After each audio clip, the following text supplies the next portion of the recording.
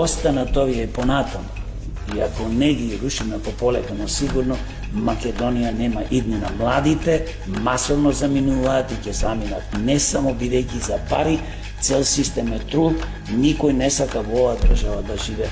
Па гледате мафијата, политичката мафија, ја окупира државата. Што ни се случува? Не е еден случај, не е ова само што ни се случува сега, денес и утре.